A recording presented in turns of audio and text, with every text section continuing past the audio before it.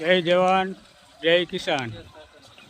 ગાય આધારિત ખેતીમાં અત્યારે દૂધ ને ગોળ ચાલુ છે। ગોળ છે, ઓમાં ગાયનું ગોબર છે, આ ગોળ પાઈ નાખે, દૂધ ગાયનું ગોબર છે, હવે આ દૂધ નાખે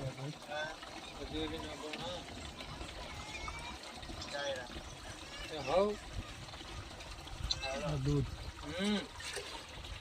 નાખીને સ્પ્રે કરવામાં આવશે।